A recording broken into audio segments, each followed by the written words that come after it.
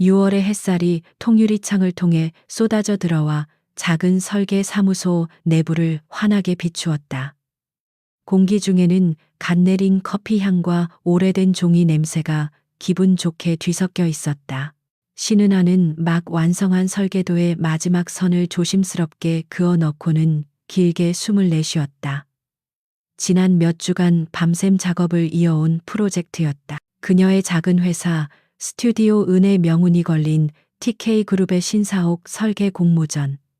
익명으로 진행되는 공모전이었기에 오직 실력만으로 평가받을 수 있는 절호의 기회였다. 엄마, 다 끝났어. 책상 아래에서 레고 블록으로 자신만의 도시를 만들고 있던 아들 민준이 고개를 빼꼼 내밀며 물었다. 올해 5살인 아이는 엄마의 눈과 아빠를 닮은 오똑한 콧날을 가지고 있었다. 물론 그 아빠가 누구인지는 세상에서 오직 은하 자신만이 알고 있는 비밀이었다. 그녀는 피로도 잊은 채 아들을 향해 환하게 웃어 보였다. 응, 이제 다 끝났어. 우리 아들 배고프지 엄마가 맛있는 떡볶이 해줄게. 은하는 민준을 품에 꼭 안았다. 이 아이가 그녀의 세상이었고 그녀가 살아가는 이유였다. 6년 전 모든 것을 잃었다고 생각했던 절망의 밤이 그녀에게 남긴 유일하고도 가장 소중한 선물. 그녀는 아이를 위해서라면 무엇이든 할 수 있었다. 혼자 아이를 낳고 낯선 외국에서 장학금에 의지해 학업을 마치고 한국으로 돌아와 이 작은 사무소를 차리기까지의 모든 고난은 민준의 웃음 한 번에 눈 녹듯 사라지곤 했다. 그녀는 지금의 이 평화로운 삶에 만족했다. 며칠 후 한 통의 이메일이 그녀의 삶을 송두리째 흔들어 놓았다. 발신인은 TK그룹이었다. 귀사의 설계안이 TK그룹 신사옥 프로젝트의 최종 당선작으로 선정되었음을 알려드립니다. 은하는 자신의 눈을 몇 번이고 비볐다. 믿을 수 없는 일이었다. 수많은 대형 설계사들을 제치고 이름 없는 그녀의 작은 스튜디오가 대한민국을 대표하는 대기업의 프로젝트를 따낸 것이다. 심장이 미친 듯이 뛰기 시작했다. 이것은 단순한 성공이 아니었다. 그녀와 민준의 미래를 보장해줄 동아줄이었다. 약속된 첫 회의 날 은하는 평소보다 더 신경 써서 옷을 골라 입었다. 화려하지는 않지만 그녀의 전문성과 자신감을 보여줄 수 있는 단정한 네이비색 정장이었다. 그녀는 거울 앞에서 자신의 모습을 비춰보았다. 6년 전 아르바이트를 전전하던 가난한 건축학도의 모습은 어디에도 없었다.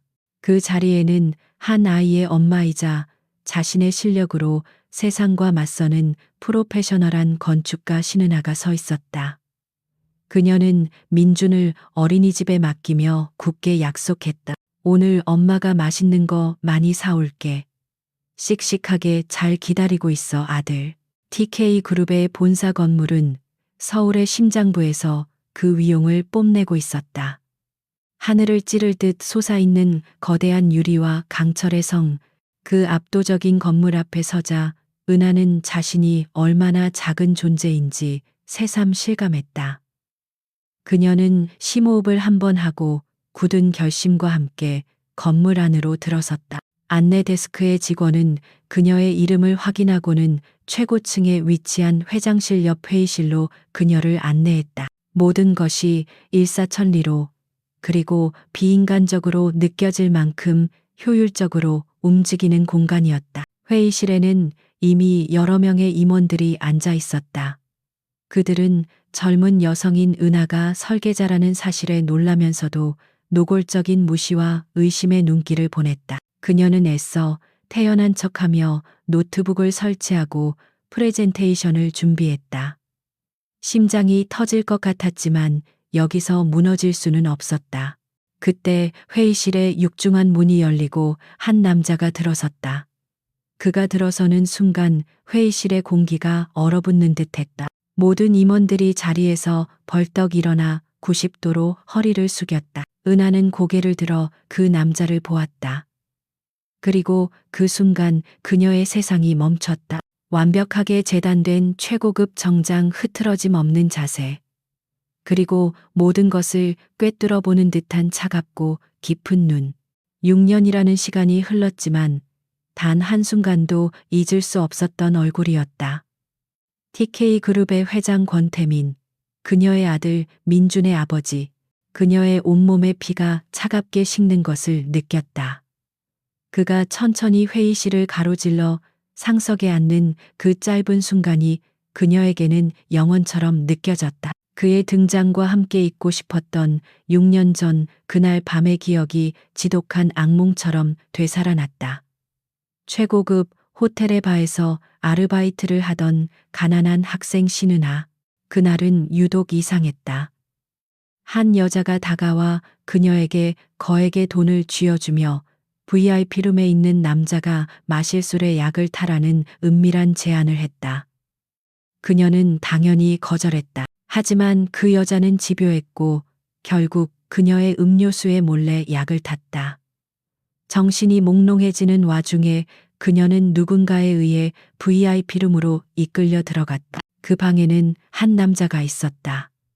약과 술에 취해 괴로워하던 남자 권태민. 그는 서연아, 왜 나에게 라는 말을 반복하며 울부짖고 있었다. 그는 사랑하는 사람에게 배신당한 깊은 상처 속에서 허우적대고 있었다. 약에 취한 은하 역시 제정신이 아니었다. 두 개의 상처받은 영혼은 그렇게 서로를 알아보지 못한 채 서로를 탐했다. 다음 날 아침 은하가 눈을 떴을 때 그는 이미 사라지고 없었다. 텅 빈 침대 위에는 정교한 은색 불사조가 조각된 목걸이 하나만이 덩그러니 남아 있었다. 신은아 건축가 시작하시죠. 권태민의 차가운 목소리가 그녀를 악몽에서 현실로 끌어냈다. 그녀는 황급히 고개를 들었다. 그의 눈은 그녀를 보고 있었지만 그 안에는 어떠한 감정도 담겨 있지 않았다. 그는 그녀를 전혀 기억하지 못했다. 그에게 그녀는 그저 수많은 계약 상대 중 한 명일 뿐이었다. 그 사실이 한편으로는 안도감을 다른 한편으로는 서늘한 비참함을 느끼게 했다. 그녀는 떨리는 손을 애써 감추며 자리에서 일어났다. 그녀의 목소리가 처음에는 작게 떨렸지만 프레젠테이션이 시작되자 언제 그랬냐는 듯 안정을 되찾았다. 건축은 그녀의 언어이자 무기였다. 그녀는 자신의 설계 안에 담긴 철학과 비전에 대해 열정적으로 설명하기 시작했다. 인간과 자연 그리고 도시가 어떻게 조화롭게 공존할 수 있는지에 대한 그녀의 혁신적인 아이디어는 회의실의 분위기를 서서히 바꾸어 놓았다. 처음 그녀를 무시하던 임원들의 눈빛이 점차 흥미와 감탄으로 변해갔다. 권태민 역시 마찬가지였다. 그는 처음에는 팔짱을 낀 채 무심한 표정으로 그녀를 바라보았지만 시간이 지날수록 그녀의 말에 깊이 빠져들었다. 그는 그녀의 재능을 알아보았다. 그녀의 디자인은 단순히 아름답기만 한 것이 아니라 그 안에 깊은 통찰력과 따뜻한 인간미를 담고 있었다. 그는 수많은 건축가들을 만나봤지만 이토록 강한 인상을 받은 것은 처음이었다. 프레젠테이션이 끝났을 때 회의실에는 짧은 정적이 흘렀다. 이내 임원들 사이에서 박수갈채가 터져 나왔다. 하지만 권태민은 박수를 치지 않았다. 그는 여전히 무표정한 얼굴로 그녀를 응시하며 말했다. 콘셉트는 받아들이지. 하지만 실행은 다른 문제야. TK그룹의 이름에 걸맞은 결과를 내지 못한다면 그에 상응하는 책임을 져야 할 거요. 나를 실망시키지 마시오. 그의 말은 칭찬이 아닌 차가운 경고였다. 하지만 은하는 그 말에 담긴 진짜 의미를 알아차렸다. 그것은 그녀의 실력을 인정한다는 그만의 방식의 찬사였다. 회의가 끝나고 사무실로 돌아오는 내내 은하의 마음은 폭풍우가 몰아치는 바다와 같았다. 그녀의 평화로운 삶은 이제 끝났다. 피하고 싶었던 과거가 거부할 수 없는 현재가 되어 그녀의 목을 조여오기 시작했다. TK그룹과의 계약서에 잉크가 마르기도 전에 신은하는 자신이 거대한 폭풍의 눈으로 걸어 들어왔음을 실감했다. 프로젝트는 공식적으로 시작되었고 그녀와 그녀의 작은 팀원들은 TK그룹 본사 30층에 마련된 임시 사무실로 출근해야 했다. 그곳은 모든 것이 완벽하게 갖춰져 있었지만 사방이 유리로 된 감옥과도 같았다. 그리고 그 감옥의 간수는 다름 아닌 권태민 회장이었다. 그는 일주일에 3번씩 직접 회의를 주재하며 프로젝트의 진행 상황을 마이크로미터 단위로 체크했다. 그의 경영 방식은 냉혹할 정도로 완벽주의적이었다. 그는 감정이나 개인적인 사정 따위는 조금도 고려하지 않았다. 오직 결과와 효율성만이 그의 유일한 판단 기준이었다. 그는 은하가 제출한 1차 상세 설계도를 보며 붉은 펜으로 무자비하게 수정을 가했다. 건물의 중심축이 0.5도 틀어졌군. 이 미세한 차이가 일조량에 어떤 영향을 미치는지 시뮬레이션 데이터와 함께 보고하시오. 혹은 이 자재는 친환경적이지만 내구성과 비용 측면에서 비효율적이다. 일주일 안에 3가지 이상의 대체 자재를 찾아 각각의 장단점을 비교 분석해서 가져오도록. 그의 지시는 늘 정확하고 논리 정연해서 반박할 여지가 없었다. 하지만 그 안에는 사람에 대한 배려나 존중이 전혀 없었다. 은하와 팀원들은 그의 요구를 맞추기 위해 매일 밤을 새워야 했다. 육체적인 피로보다 그녀를 더 힘들게 하는 것은 정신적인 압박감이었다. 아들 민준의 아버지와 한 공간에서 숨 쉬고 그의 목소리를 듣고 그의 지시를 받아야 하는 매 순간이 아슬아슬한 줄타기와 같았다. 그녀는 그가 자신을 쳐다볼 때마다 혹시 6년 전의 그날을 떠올리는 것은 아닐까? 혹은 자신의 얼굴에서 민준의 모습을 발견하는 것은 아닐까? 심장이 철렁 내려앉곤 했다. 하지만 권태민은 철저히 비즈니스 파트너로서만 그녀를 대했다. 그의 눈에는 그녀의 재능에 대한 평가는 있을지언정 개인적인 호기심이나 관심은 조금도 보이지 않았다. 그 사실이 그녀를 안도하게 만들면서도 한편으로는 깊은 씁쓸함을 느끼게 했다. 그녀는 그저 스쳐 지나간 하룻밤의 실수 기억에도 남지 않은 여자라는 사실을 매 순간 확인받는 기분이었다. 그녀는 자신의 감정을 억누르고 오직 일에만 몰두하려 했었다. 이것이 그녀가 살아남을 수 있는 유일한 방법이었다. 그러던 어느 날 저녁 야근을 하던 은하의 사무실에 불청객이 찾아왔다. 문이 열리고 눈부신 미모의 한 여자가 모델처럼 우아한 걸음걸이로 들어섰다. 최고급 명품으로 온몸을 휘감은 그녀는 한눈에 봐도 상류층 특유의 오만함과 여유를 풍기고 있었다. 6년 전 호텔 바에서 그녀에게 돈을 건네며 더러운 제안을 했던 바로 그 여자, 권태민의 옛 약혼녀였던 윤서연이었다.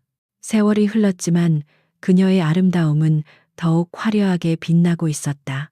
윤서연은 마치 제 집 안방에 들어온 것처럼 자연스럽게 사무실을 둘러보았다. 그러고는 쓰레기라도 보는 듯한 경멸적인 시선으로 은하를 위아래로 훑었다. 네가 그 이름 없는 스튜디오의 신은하 건축가 태민 씨가 요즘 너 때문에 골치가 아프다고 하던데 일이 그렇게 힘든가 봐. 그녀의 목소리는 꿀처럼 달콤했지만 그 안에는 날카로운 가시가 숨어 있었다. 그녀는 은하를 기억하지 못하는 듯했다. 하긴 그날 밤 그녀는 은하를 그저 돈으로 부리는 하찮은 존재로 여겼을 테니.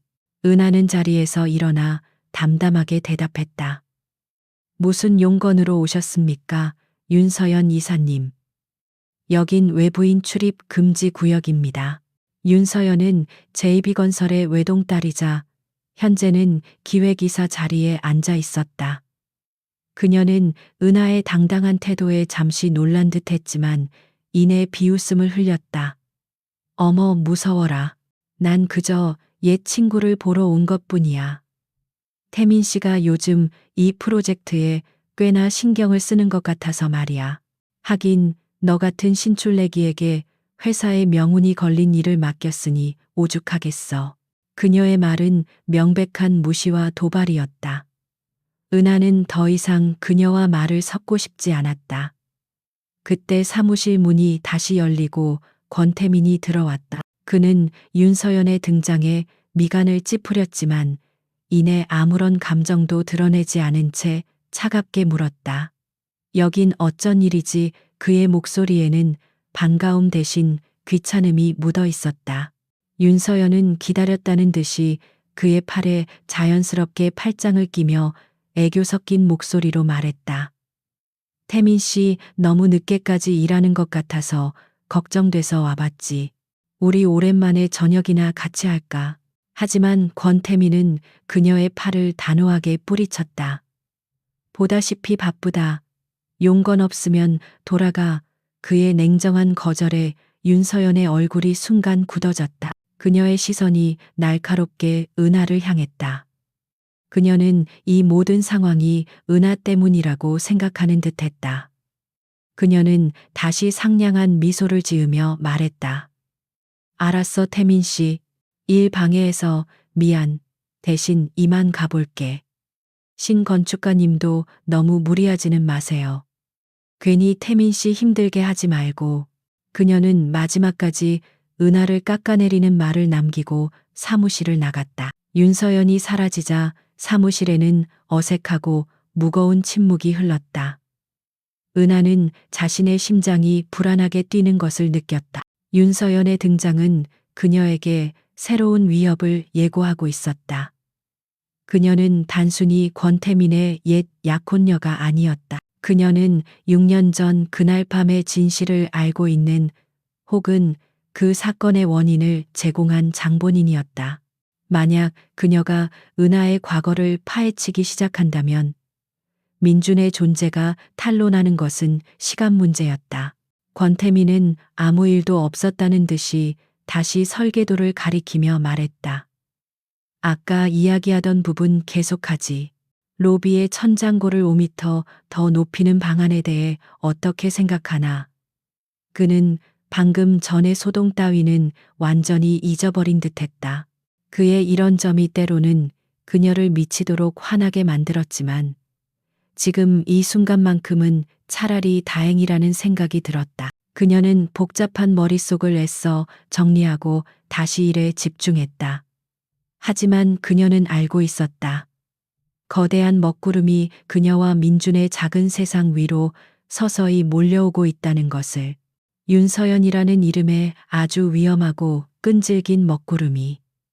윤서연이 다녀간 후 사무실의 공기는 눈에 보이지 않는 살얼음판 위를 걷는 듯 아슬아슬했다. 신은아는 자신의 모든 감각을 곤두세운 채 하루하루를 버텼다. 그녀는 권태민 앞에서는 완벽한 프로 건축가로, 그리고 아들 민준 앞에서는 세상에서 가장 다정한 엄마로 두 개의 가면을 번갈았으며 위태로운 이중 생활을 이어갔다. 그녀의 유일한 바람은 프로젝트가 끝날 때까지 아무 일도 일어나지 않는 것. 그래서 그녀와 민준의 작은 세상이 깨지지 않는 것뿐이었다. 권태민 역시 미묘한 혼란을 겪고 있었다. 그는 일에 있어서는 여전히 냉철하고 가차 없었지만 신은하라는 여자를 대할 때마다 설명할 수 없는 감정의 파동을 느꼈다. 그녀는 분명 처음 보는 사람이었지만 이상하게 낯설지가 않았다. 특히 그녀가 설계에 깊이 몰두할 때 무의식적으로 보여주는 작은 습관들이 그의 머릿속을 헤집어 놓았다. 그녀가 긴 머리카락을 귀 뒤로 넘기는 손짓이나 어려운 문제에 부딪혔을 때 아래 십수를 살짝 깨무는 표정 같은 것들. 어느 늦은 밤 두 사람만이 남아 3D 모델링의 최종 수정을 하고 있을 때였다. 복잡한 구조 계산에 몰두하던 은하가 자신도 모르게 아래 십수를 지그시 깨물었다. 그 순간 권태민의 머릿속에 희미한 영상 하나가 섬광처럼 스쳐 지나갔다. 어두운 방 창밖으로 쏟아져 들어오는 달빛, 그리고 눈물에 젖은 채 똑같은 표정을 짓고 있던 한 여자의 얼굴.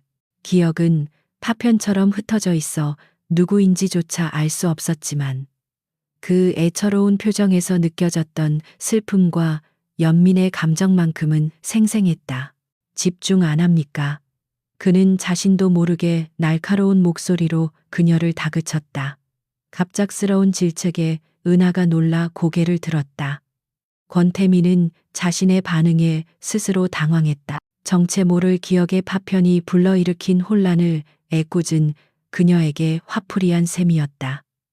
그는 헛기침을 하며 시선을 모니터로 돌렸다. 하지만 그의 심장은 이유를 알 수 없는 소란스러움으로 가득 차 있었다.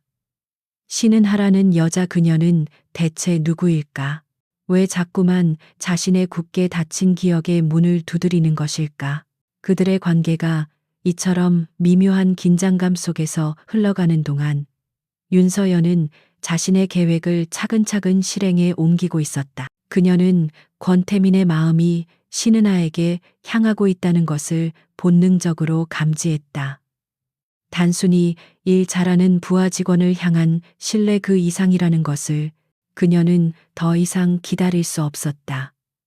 그녀의 첫 번째 공격은 교묘하고 치명적이었다. 그녀는 은하의 디자인이 아니라 그녀의 실행 능력을 문제 삼기로 했다. 윤서연은 아버지 회사인 JB건설의 영향력을 이용해 은하가 설계안의 핵심 자재로 지정한 특수 강화 유리의 유럽 생산업체에 압력을 넣었다. 얼마 후 TK그룹에는 해당 업체로부터 생산 라인에 문제가 생겨 납품이 무기한 연기되었다는 공식 통보가 날아들었다. 프로젝트 전체 일정에 막대한 차질이 생기는 그야말로 비상사태였다. 이 소식이 알려지자 임원회의에서는 은하의 자질에 대한 비난이 쏟아져 나왔다. 애초에 검증되지도 않은 신생업체의 자재를 선택한 것부터가 문제였습니다. 작은 회사 건축가의 한계가 여실히 드러나는군요. 모든 책임이 은하에게 쏠리는 절망적인 상황이었다. 권태민은 비난의 중심에 선 그녀를 차가운 눈으로 바라보았다. 그의 표정에서는 어떤 감정도 읽을 수 없었다. 하지만 그는 그녀를 해고하거나 질책하는 대신 단 한마디만 던졌다. 일주일 주지. 이 문제를 해결하지 못하면 계약은 파기다. 그것은 최후 통첩이었지만 동시에 그녀의 능력을 시험해 보려는 마지막 기회이기도 했다. 은하는 절망하지 않았다. 그녀는 이것이 윤서연의 계략이라는 것을 직감했지만 물증이 없었다. 그녀가 할 수 있는 것은 오직 실력으로 이 위기를 돌파하는 것뿐이었다. 그날부터 그녀는 전쟁에 돌입했다. 그녀는 밤낮을 가리지 않고 전 세계의 자재 업체 리스트를 뒤졌고 수백 통의 이메일과 국제 전화를 돌렸다. 민준을 돌볼 시간이 없어 그녀는 결국 어린이집 선생님께 양해를 구하고 며칠간 아이를 24시간 종일반에 맡겨야 했다. 전화기 너머로 들려오는 아들의 목소리에 가슴이 미어졌지만 그녀는 이를 악물고 버텼다. 나흘째 되던 날, 새벽 그녀는 마침내 핀란드의 한 작은 공방에서 대안을 찾아냈다. 그곳은 대량 생산은 불가능했지만 기존 자재보다 더 뛰어난 성능을 가진 수제 강화 유리를 만드는 장인들이 모여 있는 곳이었다. 문제는 비용과 운송이었다. 은하는 밤을 새워 보고서를 작성했다. 초기 비용은 더 들지만 장기적으로는 건물의 에너지 효율을 높여 유지비를 절감할 수 있다는 논리적인 근거와 데이터를 제시했다. 다음 날 아침, 은하는 퉁퉁 부은 눈으로 권태민의 사무실에 보고서를 제출했다. 그는 말없이 보고서를 넘겨보았다. 그의 눈이 그녀가 제시한 데이터와 기대효과 분석 부분을 지날 때 아주 미세하게 빛나는 것을 은하는 놓치지 않았다. 보고서를 다 읽은 그는 잠시 창밖을 바라보더니 이내 결단을 내렸다. 이 안으로 진행하지 필요한 모든 지원을 할 테니 일정에 차질 없도록 직접 관리하도록. 그는 위기를 완벽하게 기회로 바꾼 그녀의 능력에 감탄하고 있었다. 그날 밤 보고서를 제출하고 잠시 사무실 소파에 기대어 잠이 들었던 은하는 어깨 위로 느껴지는 따스함에 눈을 떴다. 누군가 자신의 어깨에 재킷을 덮어주고 있었다. 권태민이었다. 그는 그녀가 깬 것을 눈치채자 흠칫하며 급히 손을 거두었다. 두 사람 사이에 어색한 침묵이 흘렀다. 그는 헛기침을 하며 무심한 척 말했다. 감기 걸리면 프로젝트에 차질이 생기니까 그 이상도 이하도 아니야. 그는 서둘러 자신의 사무실로 돌아갔지만 그의 귓불은 붉게 물들어 있었다. 하지만 윤서연의 공격은 거기서 끝나지 않았다. 1차 계획이 실패로 돌아가자 그녀는 더욱 악랄하고 비열한 방법을 선택했다. 그녀는 돈으로 은하의 옛 스튜디오에서 일하다 불미스러운 일로 해고된 직원을 매수했다. 그리고 그를 시켜 건축계 익명 커뮤니티에 악의적인 글을 올리게 했다. 신은하 건축가 TK그룹 당선작은 사실 그녀의 대학 시절 은사의 아이디어를 훔친 표절작이다라는 내용의 글이었다. 그 글은 순식간에 업계 전체로 퍼져나갔다. 사실 확인도 되지 않은 루머는 기정사실처럼 부풀려졌고 언론사들까지 이 문제에 관심을 보이기 시작했다. 은하는 한순간에 자신의 모든 경력과 명예를 잃을 위기에 처했다.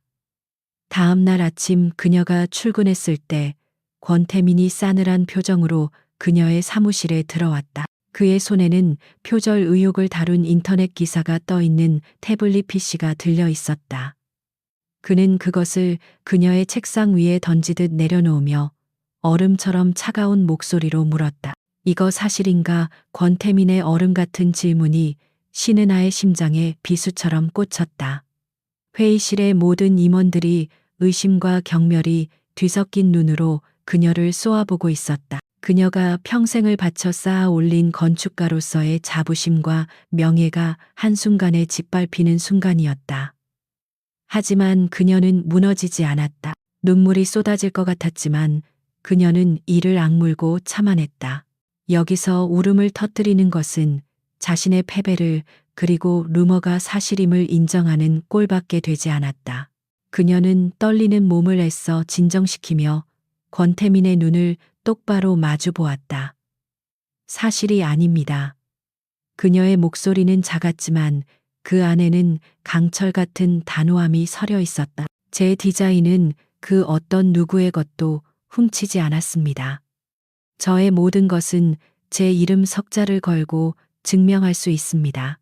그녀의 흔들림 없는 태도에 회의실의 분위기가 미묘하게 술렁였다.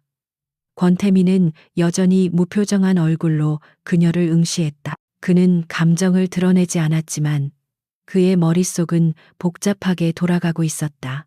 그는 잠시 침묵하더니 낮은 목소리로 말했다. 증명해 보시오, 이사들과 주주들. 그리고 세상이 납득할 수 있도록. 그것은 마지막 기회였다. 은하는 곧바로 자신의 스튜디오로 달려갔다. 그녀는 먼지가 뽀얗게 쌓인 창고 깊숙한 곳에서 낡은 상자 하나를 꺼내왔다.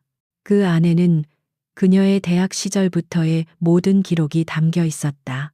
밤을 새워 그렸던 낡은 스케치북 수없이 고쳤었던 설계 도면들. 그리고 아이디어가 떠오를 때마다 메모해 두었던 작은 노트들까지. 그녀는 그 모든 것을 TK그룹 회의실 테이블 위에 펼쳐 놓았다. 그녀의 모든 증거물에는 날짜와 시간이 고스란히 찍혀 있었다. 그녀가 지금의 설계안과 유사한 초기 콘셉트를 구상했던 것은 논란이 된 은사의 작품이 발표되기도 훨씬 전인 대학교 2학년 때였다. 그녀의 스케치북에는 미숙하지만 분명한 독창성의 씨앗이 담겨 있었다. 그녀의 꿈과 땀 그리고 열정의 역사가 그곳에 고스란히 기록되어 있었다. 권태민과 이 사진은 말없이 그녀가 내놓은 증거들을 검토했다.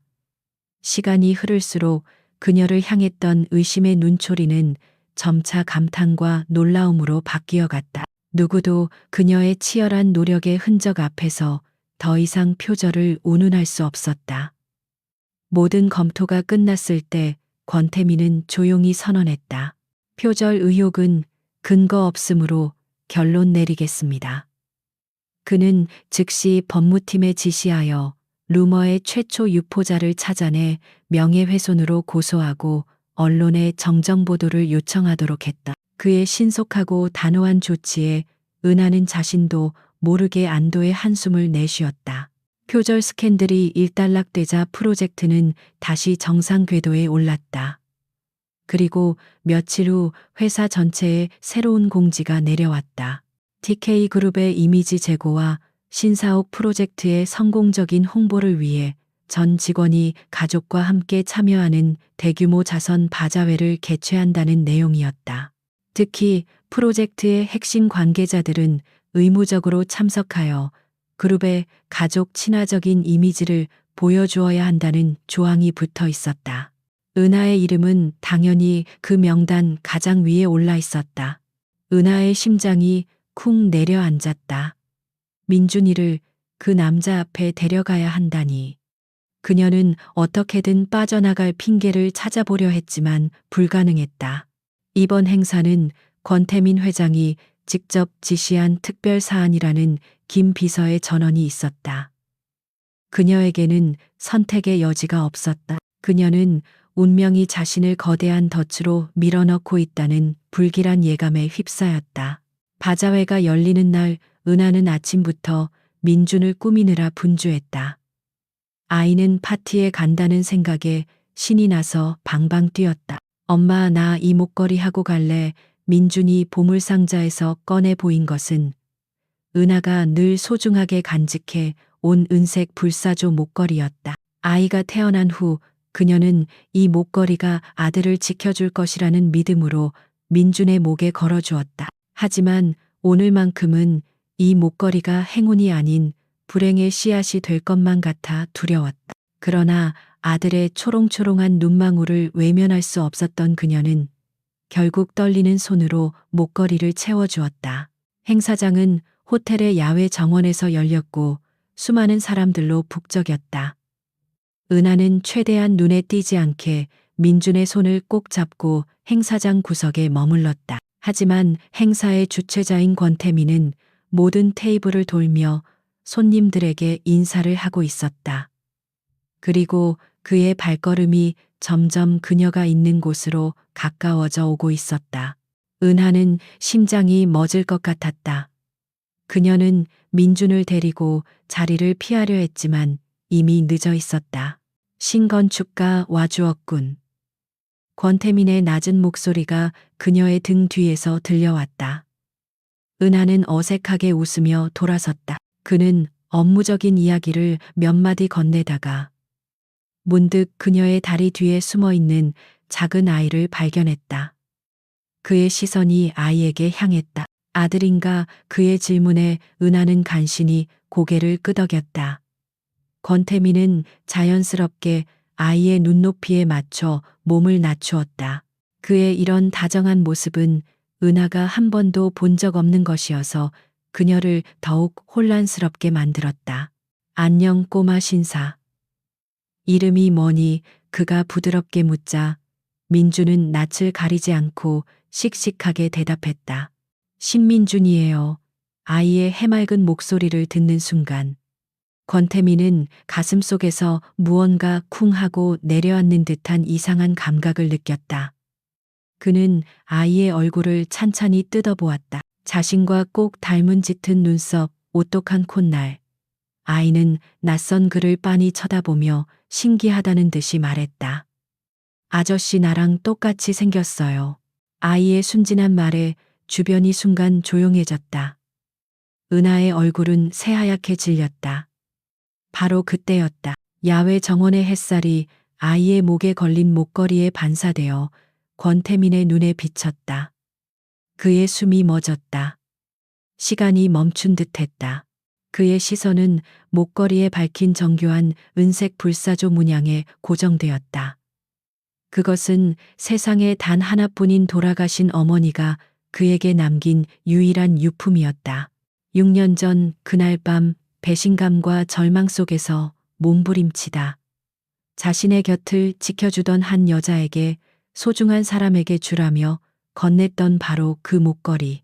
흩어져 있던 기억의 파편들이 거대한 해일처럼 그의 머릿속으로 밀려 들어왔다. 호텔 방의 희미한 불빛약에 취해 울고 있던 여자, 그녀의 애처로운 눈빛, 그리고 아침에 홀로 눈을 떴을 때의 공허함까지. 그의 시선이 불사조 목걸이에서 민준의 얼굴로, 그리고 사색이 된 채 떨고 있는 은하의 얼굴로 옮겨갔다. 모든 조각이 하나의 끔찍하고도 명백한 진실로 맞춰졌다. 그는 떨리는 손으로 아이를 가리켰다. 그의 목소리는 충격과 불신, 그리고 거대한 확신으로 잠겨 있었다. 회장의 소란스러움 속에서 그의 나지막한 한마디가 천둥처럼 울려 퍼졌다. 이 아이, 내 아이야.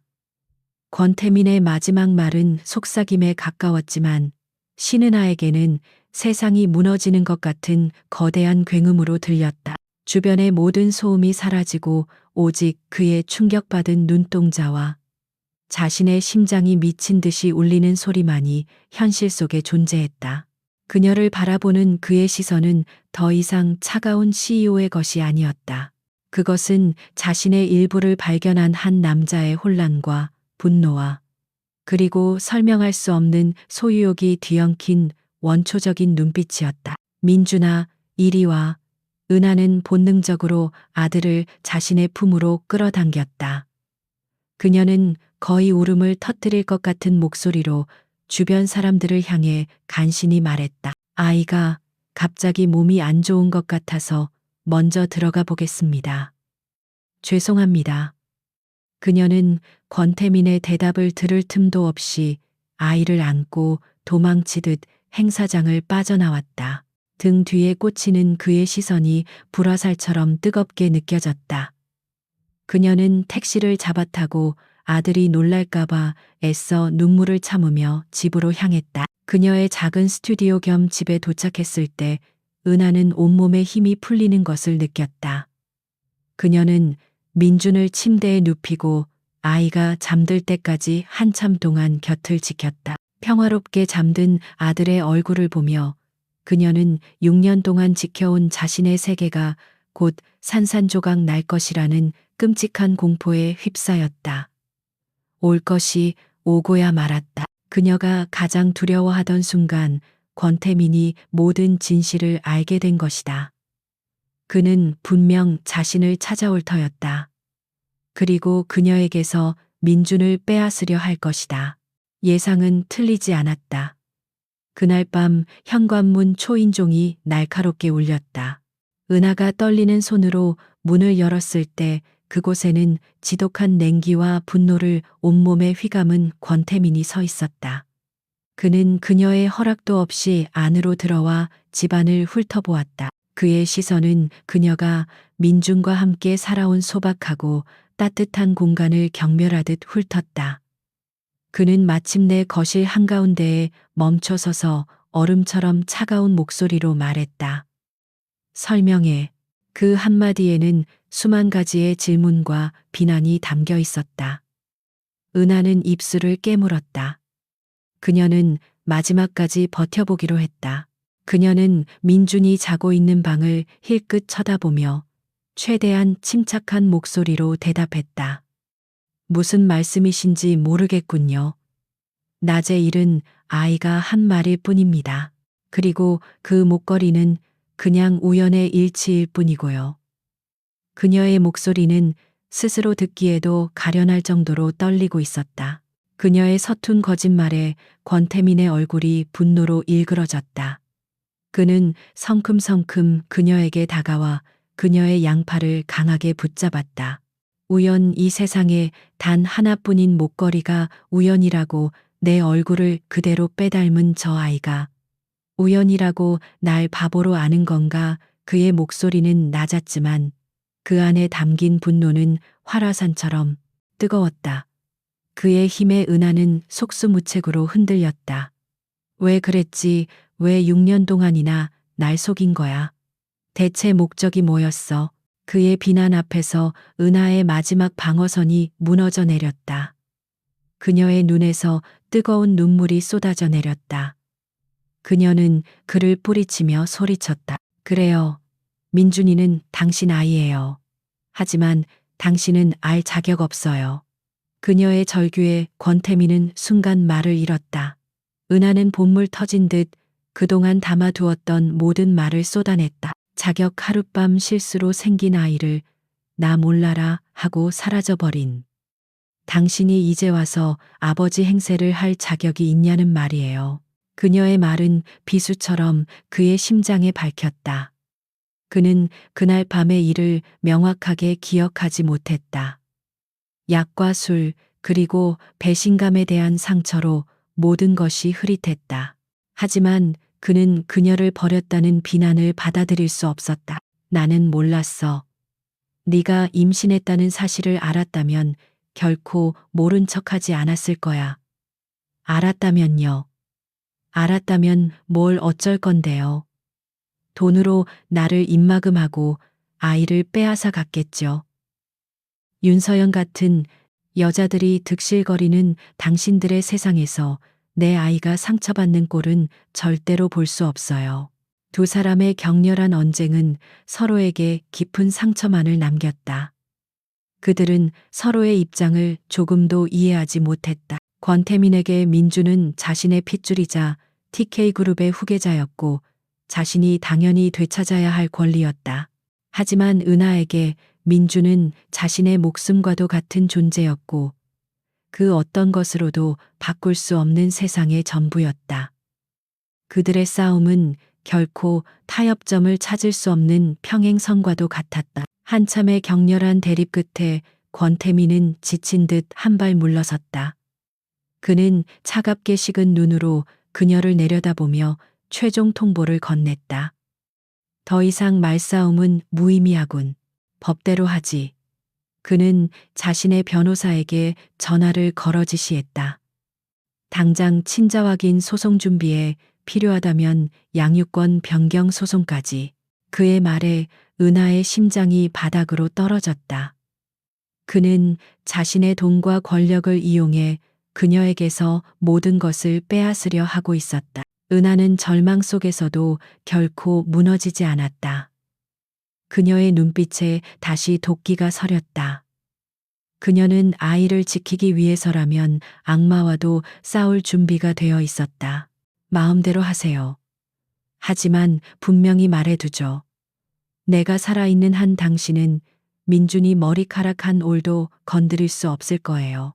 그녀의 선전포고에 권태민은 아무 대답 없이 그녀를 노려보기만 했다.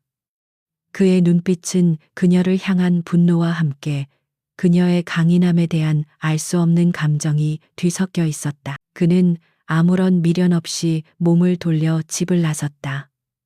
쾅 하고 문이 닫히는 소리가 그녀의 심장을 후벼 파는 듯했다.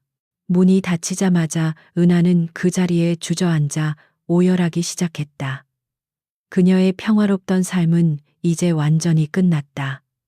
지금부터는 전쟁이었다. 자신의 모든 것을 걸고 아들을 지켜내야 하는 처절하고 외로운 싸움.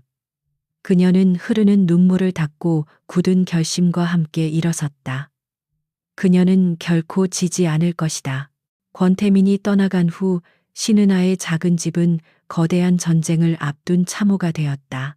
낮에는 TK그룹으로 출근해 아무렇지 않은 척 프로젝트를 진행했지만 그녀의 모든 신경은 보이지 않는 적의 공격을 방어하는 데 쏠려 있었다. 권태민은 더 이상 그녀와 직접 대화하지 않았다. 그의 모든 의사는 냉정한 법률 용어로 가득 찬 변호사의 서면을 통해 전달되었다. 친자 확인을 요구하는 소장, 양육 환경에 대한 실사 요청서 등이 매일같이 날아들었다. 은하는 홀로 이 모든 것에 맞서 싸워야 했다. 그녀는 낮에는 건축가로 밤에는 법률 서적을 파고드는 투사로 변했다.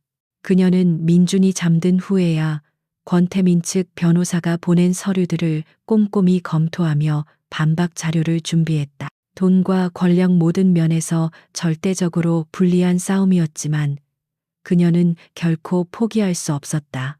아들 민준을 지키기 위해서라면 그녀는 세상 그 무엇과도 맞서 싸울 준비가 되어 있었다. 그들의 살얼음판 같은 냉전은 프로젝트의 공기마저 무겁게 짓눌렀다. 한편 자선 바자회에서 벌어진 소동을 목격한 윤서연은 직감적으로 무언가 잘못되었음을 감지했다. 권태민이 그토록 충격받은 표정을 짓는 것을 본 적이 없었다. 특히 그의 시선이 향했던 아이의 목에 걸린 불사조 목걸이. 그것은 6년 전 자신이 권태민에게서 떼어놓기 위해 꾸몄던 그 밤과 연결되는 유일한 단서였다. 차가운 불안감이 그녀의 등골을 타고 흘렀다. 만약 그 아이가 정말로 그날 밤의 결과물이라면 그녀는 더 이상 지체할 수 없었다. 그녀는 즉시 사람을 고용해 신은아의 뒷조사를 시작했다. 6년 전부터의 모든 행적을 알아내 특히 저 아이 신민준의 출생에 관한 모든 것을 출생 기록, 병원 기록, 아버지란에 누가 적혀 있는지까지 샅샅이 뒤져 그녀의 지시는 집요하고 악랄했다. 그녀는 신은아라는 존재가 자신의 완벽한 인생 계획에 들어온 가장 큰 오점이자 반드시 제거해야 할 장애물이라고 생각했다. 며칠 후 조사원의 보고는 그녀의 최악의 예감을 현실로 확인시켜 주었다. 신은하는 6년 전 그 사건 직후 돌연 휴학계를 내고 프랑스로 유학을 떠났다. 그리고 민준이 태어난 시기는 그로부터 정확히 10달 후였다. 출생증명서의 아버지라는 공란으로 비어 있었다.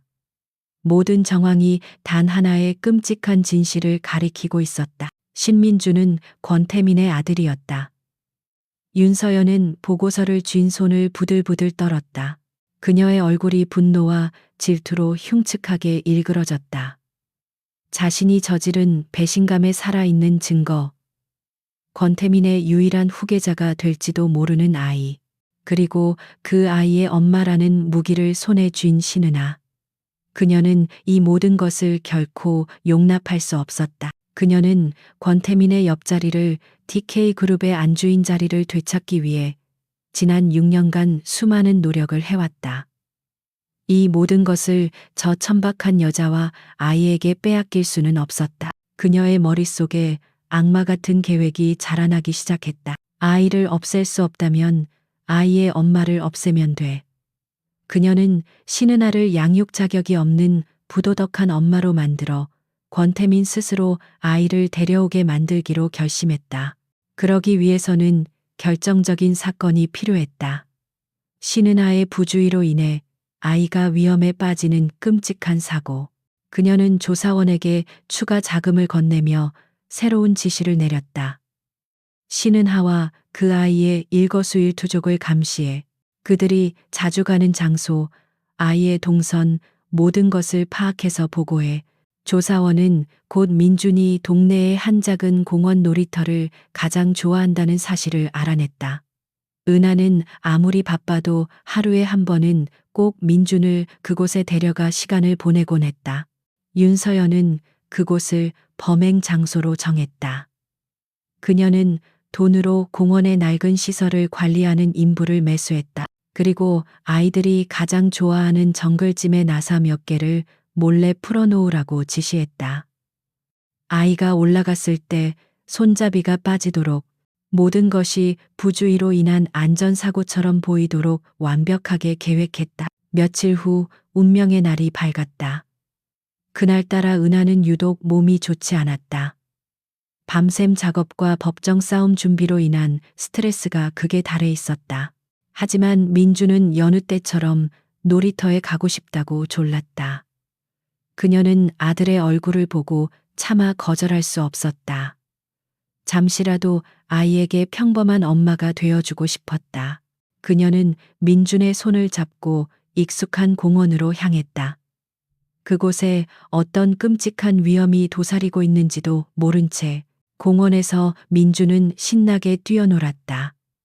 은하는 벤치에 앉아 아들의 모습을 흐뭇하게 바라보았다. 아이의 웃음소리를 듣고 있으니 그간의 모든 피로가 잠시나마 잊히는 듯했다. 엄마, 나 저기 올라갔다. 올게. 민준이 손가락으로 정글짐을 가리켰다.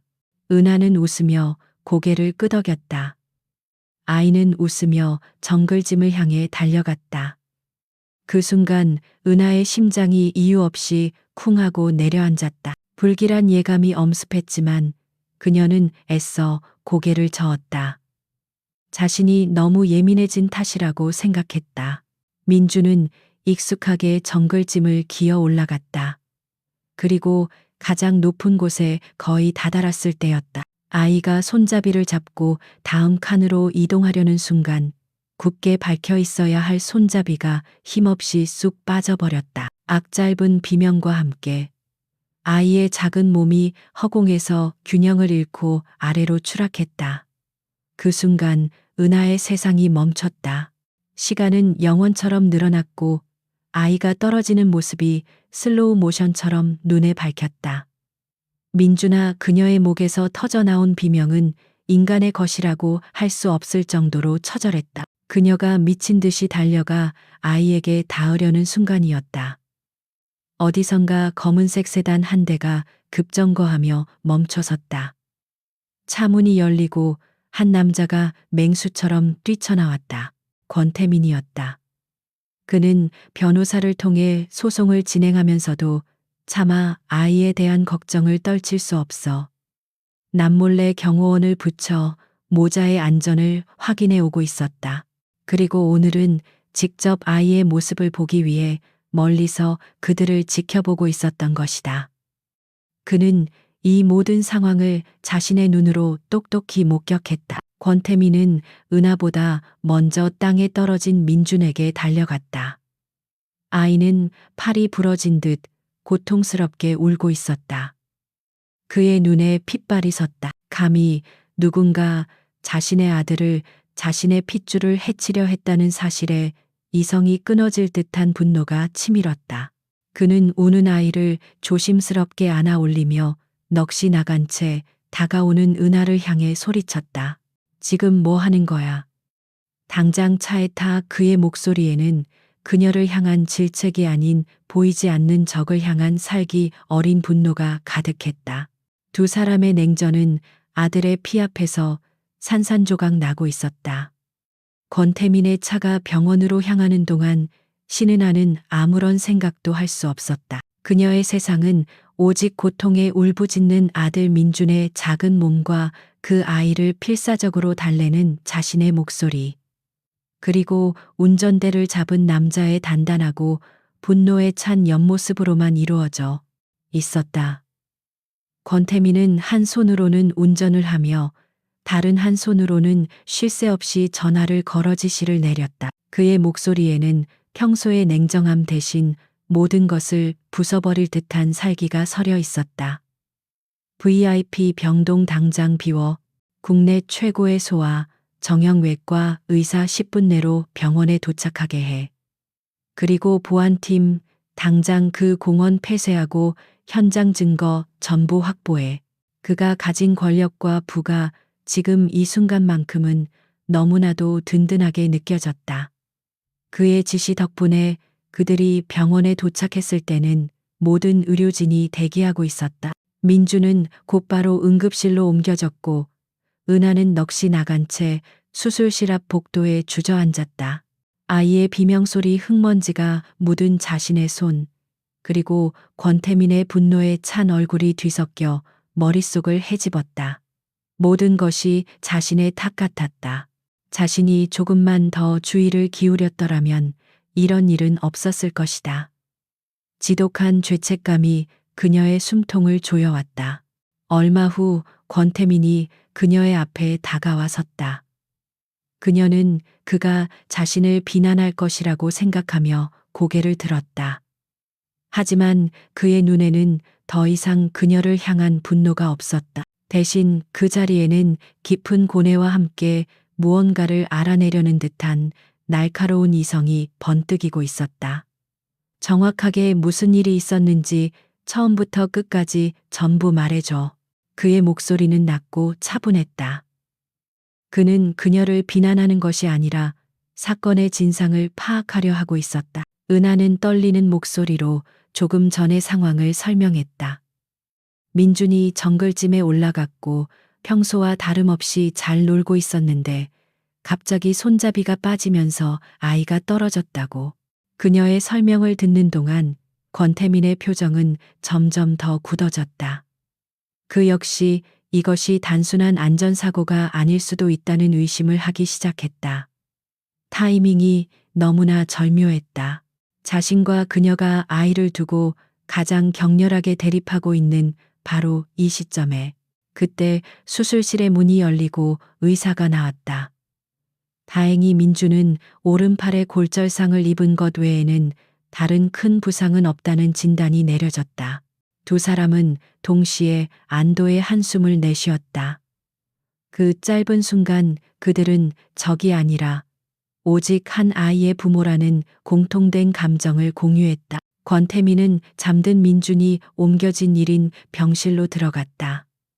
그는 깁스를 한 채 곤히 잠든 아들의 얼굴을 한참 동안 말없이 내려다보았다. 그의 눈빛에는 지금껏 본 적 없는 깊은 부성애와 슬픔이 담겨 있었다.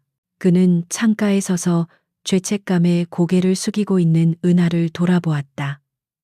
그녀의 어깨는 가냘프게 떨리고 있었다. 그녀 역시 피해자였다. 그는 지금까지 그녀가 혼자서 얼마나 힘들게 아이를 키워왔을지, 그리고 오늘 얼마나 큰 충격을 받았을지 생각했다. 그의 마음속에서 그녀를 향한 분노는 눈 녹듯 사라지고 그 자리에 복잡한 연민의 감정이 들어섰다. 그는 조용히 입을 열었다. 이건 사고가 아닐지도 몰라. 그의 말에 은하가 고개를 들었다. 그녀의 눈에 떠오른 것은 단 한 사람의 얼굴이었다.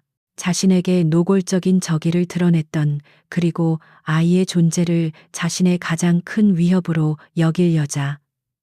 윤서연. 그녀의 입에서 그 이름이 흘러나왔다. 그 이름을 듣는 순간 권태민의 눈빛이 얼음처럼 차갑게 변했다. 모든 퍼즐 조각이 맞춰졌다. 얼마 전 사무실에 찾아와 은하를 도발하던 그녀의 모습, 그리고 자신과 은하의 대립을 가장 반길 사람이 바로 그녀라는 사실까지. 권태민은 주먹을 꽉 쥐었다. 감히 자신의 아들을, 자신의 핏줄을 건드린 것에 대한 참을 수 없는 분노가 그의 온몸을 지배했다. 그는 더 이상 망설이지 않았다. 그는 은하에게 다가가 단호한 목소리로 말했다. 지금부터 나와 당신의 소송은 일시 중단한다. 그의 선언에 은하가 놀라 그를 쳐다보았다. 그는 그녀의 눈을 똑바로 보며 말을 이었다. 지금은 우리끼리 싸울 때가 아니야. 우리 아들을 위험에 빠뜨린 범인을 찾아내 벌을 주는 것, 그게 최우선이다. 그러기 위해선 당신과 내가 힘을 합쳐야 해. 그것은 화해의 손길이 아니었다. 공동의 적을 앞에 둔 냉철한 동맹 제안이었다. 은하는 잠시 망설였다. 이 남자를 믿어도 될까? 하지만 그녀에게는 다른 선택지가 없었다. 혼자의 힘으로는 거대한 권력을 가진 윤서연과 맞서 싸울 수 없었다. 그리고 무엇보다 그녀는 아들을 다치게 한 범인을 제 손으로 찾아내 벌하고 싶었다. 그녀는 천천히 고개를 끄덕였다. 좋아요. 당신과 함께하겠어요. 그들의 동맹이 성사되는 순간 권태민은 즉시 행동에 들어갔다. 그는 자신의 비서와 보안팀장에게 전화를 걸어 지시를 내렸다. 공원에서 확보한 모든 CCTV 영상을 분석해, 특히 사고 시점 전후로 공원 주변을 배회한 모든 인물과 차량을 식별해내. 그리고 공원시설 관리 담당자, 당장 그의 신병을 확보해서 데려와. 그의 지시는 빠르고 정확했다. 적을 향한 그의 반격이 시작된 것이다. 그날 밤 두 사람은 잠든 민준의 곁을 함께 지켰다. 병실에는 아이의 고른 숨소리만이 가득했다. 낮에 격렬했던 감정의 폭풍이 지나가고 어색하지만 기묘한 평온함이 그들을 감쌌다. 은하는 자신의 아들을 지키기 위해 맹수처럼 변한 권태민의 모습에서 자신이 미처 알지 못했던 새로운 면을 발견하고 있었다. 그는 더 이상 차가운 비즈니스맨이나 자신의 적이 아니었다. 그는 한 아이의 아버지였다. 그녀와 똑같이 아이를 위해서라면 무엇이든 할 수 있는 그들의 전쟁은 새로운 국면을 맞이하고 있었다. 이제 두 사람은 하나의 팀이 되어 어둠 속에 숨어 있는 진짜 적을 향한 사냥을 시작해야 했다. 병원에서의 하룻밤은 길고도 짧았다. 신은하와 권태민은 잠든 민준의 침대 양옆을 지키며 처음으로 온전한 밤을 함께 보냈다. 그들 사이에는 더 이상 날 선 대립이나 어색한 침묵 대신 아들을 지켜야 한다는 공동의 목표에서 비롯된 묵직한 동지애가 자리 잡고 있었다. 동이 트자마자 권태민의 보안팀으로부터 첫 번째 보고가 올라왔다. 그들은 밤새 공원 주변의 모든 CCTV를 분석하고 시설 관리 인부의 신병을 확보했다. 두 사람은 병실에 설치된 노트북을 통해 실시간으로 보고를 받았다. 관리 인부는 처음에는 완강히 부인했지만 그의 계좌로 거액의 현금이 입금된 내역을 들이밀자 결국 모든 것을 자백했다. 그는 며칠 전 얼굴을 가린 한 남자로부터 돈을 받고 정글짐에 나사를 풀어놓으라는 지시를 받았다고 했다. 하지만 그는 지시를 내린 남자의 얼굴도 신원도 전혀 알지 못했다. 수사는 다시 원점으로 돌아가는 듯했다. 잠깐만요. 영상을 다시 한번 보여주세요. 사고가 나기 3일 전부터 은하가 다급하게 말했다. 그녀는 건축가 특유의 예리한 관찰력으로 무의미해 보이는 영상 속에서 무언가 다른 점을 찾아내려 애썼다. 그녀는 몇 시간 동안 눈도 깜빡이지 않고 영상을 돌려보았다.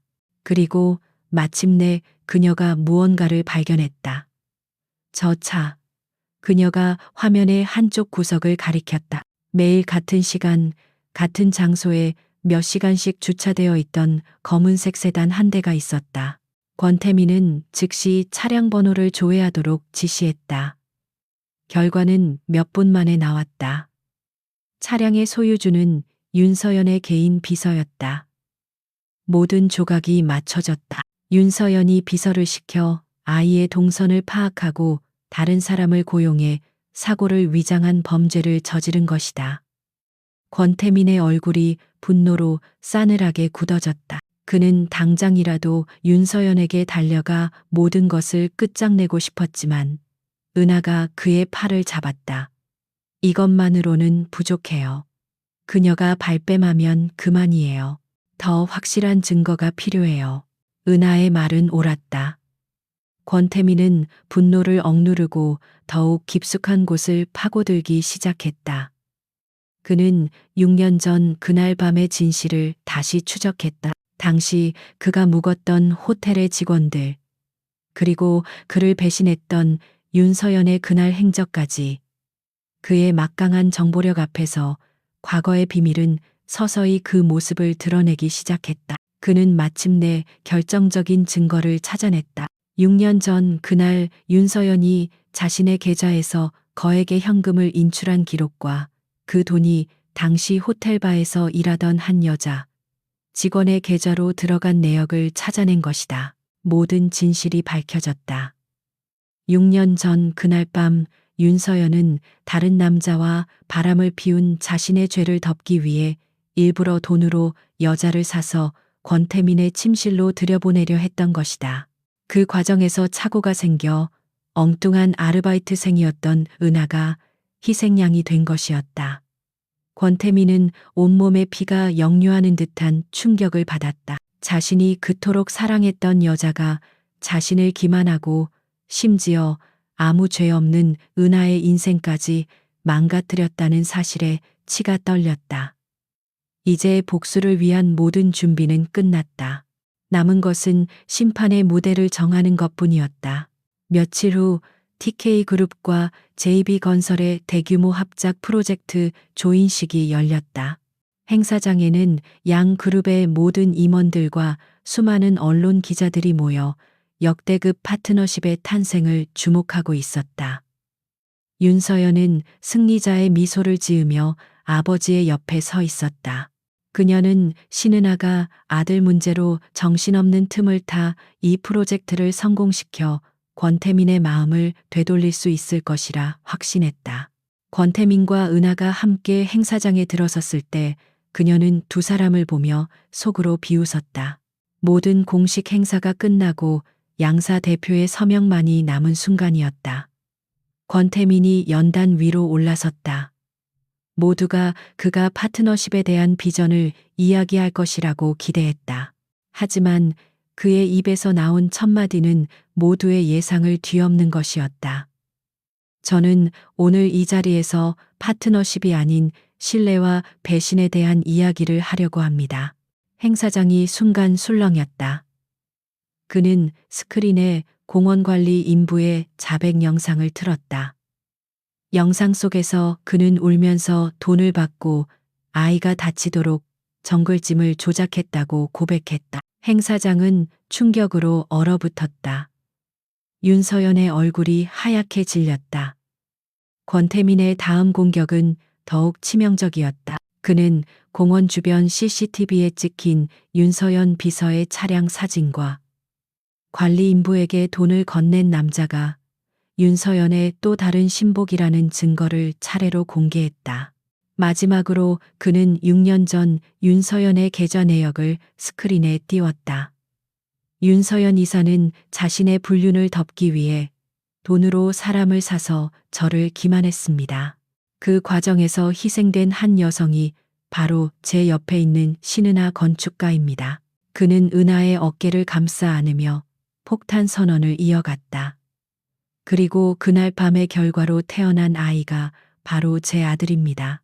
윤서연 이사는 자신의 과거를 덮기 위해 얼마 전 제 아들을 해치려 한 것입니다. 모든 것이 폭로되는 순간이었다. 행사장은 아수라장이 되었다. 기자들의 카메라 플래시가 미친 듯이 터졌고 윤서연의 아버지는 충격과 분노의 말을 잇지 못했다. 윤서연은 이성을 잃고 아니야, 모두 거짓말이야 라고 소리쳤지만 그녀의 발악은 압도적인 증거 앞에서 공허한 외침일 뿐이었다. JB건설의 주가는 폭락했고 윤서연은 경찰에 긴급 체포되었다. 그녀가 평생을 바쳐 쌓아 올린 모든 것이 한순간에 무너져 내렸다. 모든 혼란의 중심에서 권태민은 굳건히 서 있었다. 그는 아들을 지켜냈고 자신과 은하의 명예를 되찾았다. 그는 연단에서 내려와 넋을 잃고 서 있는 은하에게 다가갔다. 그는 수많은 사람들 앞에서 그녀의 손을 단단히 잡았다. 가자. 우리 아들이 있는 집으로. 그의 목소리에는 이제 차가운 분노 대신 따뜻하고 굳건한 결심이 담겨 있었다. 길고 길었던 그들의 전쟁이 마침내 끝나고 있었다. 조인식 행사장의 아수라장을 뒤로하고 차에 올랐을 때 신은아는 비로소 자신이 숨을 참고 있었다는 것을 깨달았다. 그녀는 천천히 숨을 내쉬었다. 옆자리에 앉은 권태민 역시 굳은 표정으로 정면을 응시하고 있었다. 차 안에는 무거운 침묵이 흘렀지만 그것은 더 이상 이전과 같은 대립의 침묵이 아니었다. 거대한 전쟁을 함께 치르고 난 후 모든 것을 쏟아낸 두 사람의 탈진과도 같은 고요함이었다. 그들의 손은 어느새 서로를 단단히 붙잡고 있었다. 그 후 며칠간 세상은 윤서연 스캔들로 들끓었다. JB건설의 주가는 바닥을 쳤고 윤서연의 아버지는 대국민 사과와 함께 경영 일선에서 물러났다.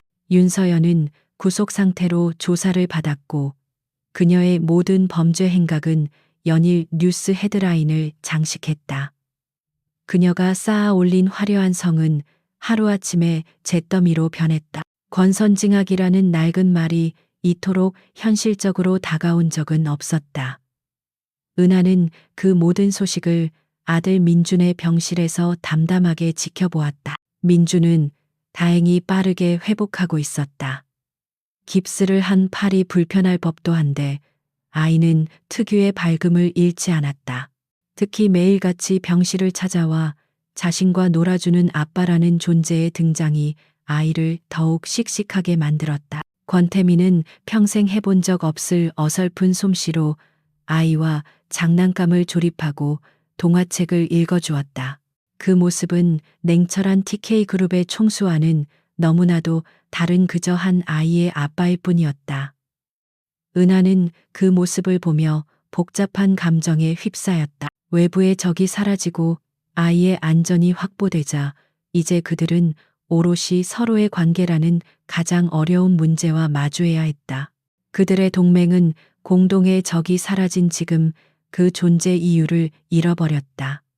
이제 그들은 무엇일까? 그저 한 아이를 공유한 세상에서 가장 어색한 타인일까?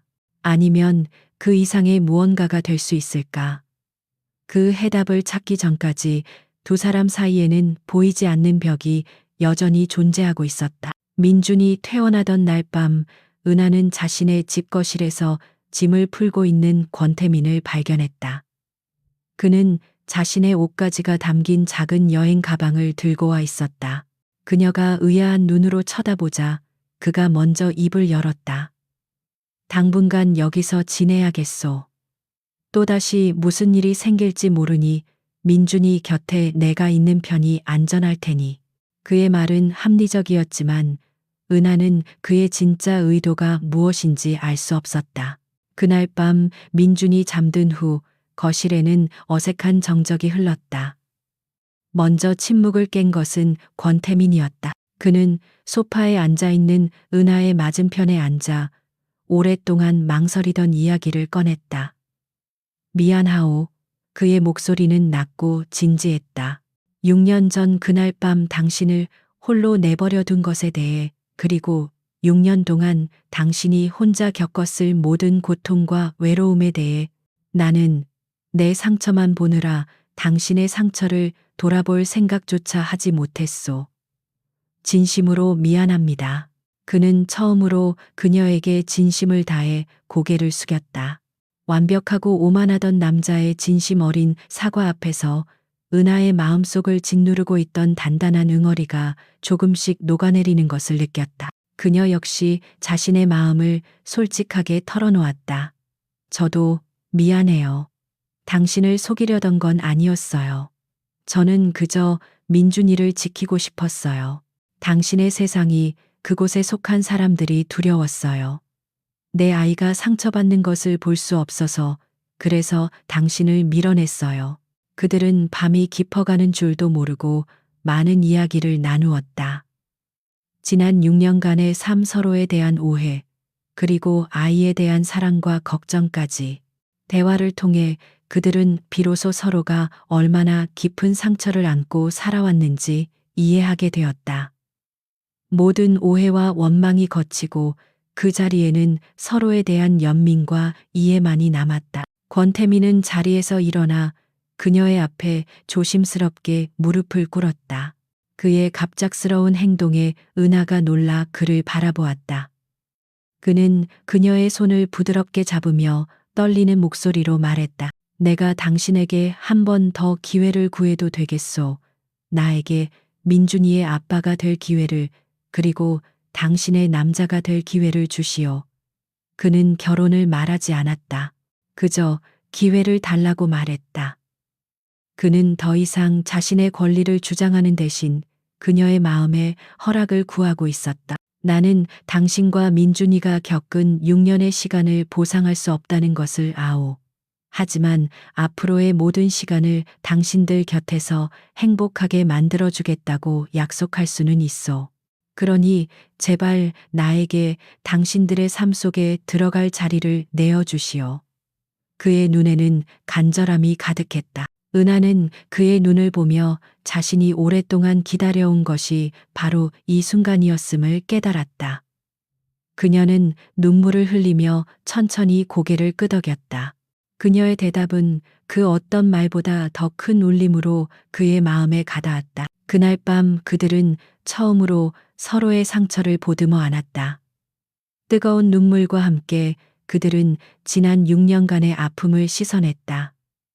전쟁은 끝났다. 이제 남은 것은 폐허가 된 마음의 땅 위에 새로운 희망의 씨앗을 심고 함께 가족이라는 이름의 집을 지어 올리는 일뿐이었다. 그들의 앞에는 여전히 많은 과제가 남아 있었지만 이제 더 이상 두렵지 않았다. 그들은 이제 혼자가 아니었으니까.